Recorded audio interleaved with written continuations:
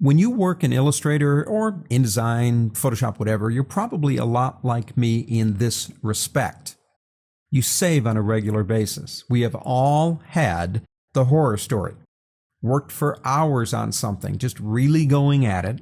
Your system explodes on you in a catastrophic crash and you lose it all, and you got to do all that work all over again. Now, when you were first doing it, it was a 3-letter word called fun. Now that you got to do it all over again from scratch, it's a 4-letter word called work. I don't like work, I like fun. So we all do this. We all come up to the word file or use the shortcut key, right? And we save. Now that would be there if I had made any changes to it. And we save every 5, 10, 15 minutes or whenever we think about it sometimes. There are even programs out there that will automatically save for you, but I don't like to use those. I like to save when I'm ready to save.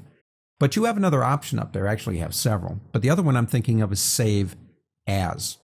One of the things that I do, I work on very complicated Illustrator documents that can take hours, and maybe I'll work on them for days. About once an hour during the creative process, I will stop, like we've been working on this for an hour. I'll stop, go to the word File, and go down to Save As. Not Save, Save As. And I'll change the name to, say, Color Sets 2. What I'm doing when I do that is basically creating another copy based on this one, but at this point in the evolution of the design. And once an hour I do that. At the end of the day, I have 8 versions of that particular document at 8 different stages of development. Why? Every once in a while, and you know what I've said to myself?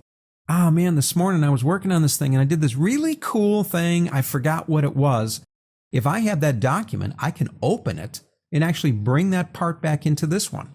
There's another reason to use Save As that operating systems are slowly beginning to make unnecessary. But every time you do something to a document and you go up to the word File and you say Save, you're saving over the original document.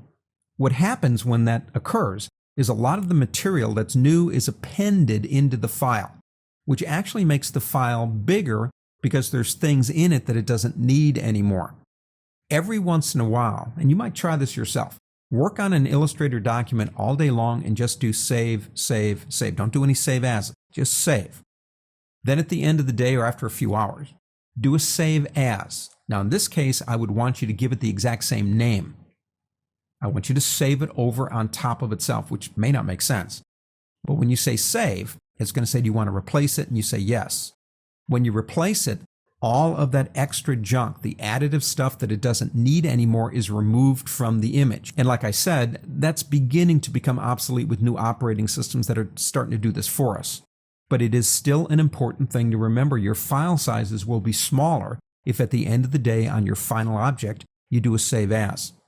Actually, you might, like I said, try it, do a save all day long, then do a Save As, give it a new name though, give it a different name and compare the two files. I guarantee you the one that you did the Save As on will be smaller. So there's a reason for Save As more than just making copies. It can actually reduce the file size of the document on your hard drive.